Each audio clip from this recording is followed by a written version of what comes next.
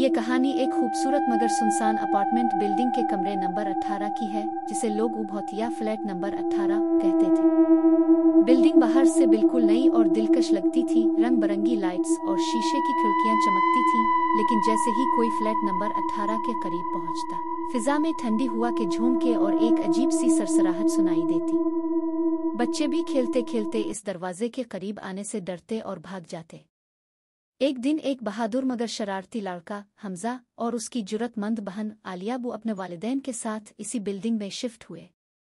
उनका घर flat number 17 था, जो बिल्कुल इस भौतिया फ्लैट के साथ लगता था। वालिदैन ने बच्चों को समझाया कि इस कमरे के करीब न जाएं, मगर तजस्सुस ने हमजा और आलिया के दिलों को अपनी गिरफ्त में ले लिया। एक रात बिजली चली गई, हर तरफ अंधेरा छा गया और पूरी बिल्डिंग में सन्नाटा फैल गया। मोमबत्ती की रोशनी में बैठे दोनों बहन भाई खिड़की से बाहर देख रहे थे कि अचानक फ्लैट नंबर 18 के दरवाजे के नीचे से हल्की सी सब्ज रोशनी झिलमिलाने लगी। आलिया ने कांपते हुए कहा, हमजा, देखो वो रोशनी कहाँ से आ रही है। हमजा ने हंसते हुए जवाब दिया, चलो जाके देखते हैं, हो सकता है किसी ने लाइट ऑन कर दी हो। मगर जैसे ही दोनों बहन भाई दरवाजे के करीब पहुंचे, एक अजीब सी आवाज आई, जैसे किसी ने दरवाजे के पीछे से आहिस्ता आहिस्ता सांस ली हो।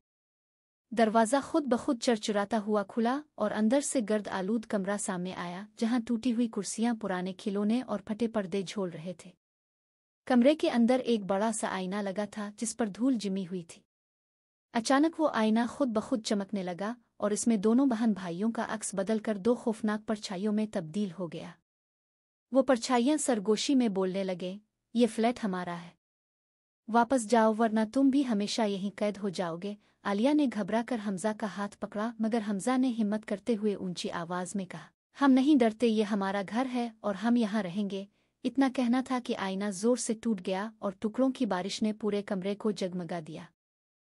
अचानक अंधेरे में से दो कार्टूनी जैसे दुखने वाले भूत निकले, एक लंबा और दुबला, दूसरा छोटा और मोटा। दोनों मिजाहिया मगर डरावने अंदाज में हंसने लगे।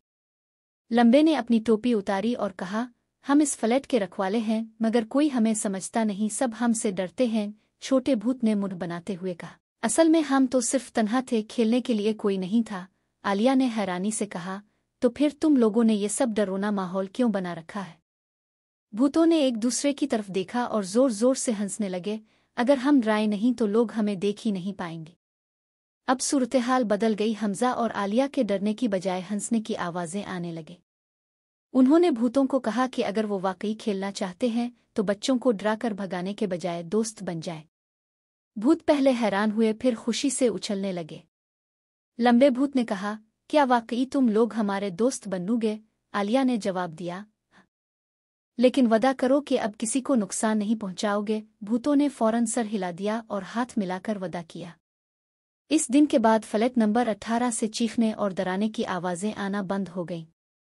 अब वहां से कहकहे और खेलने की हंसी सुनाई देती थी।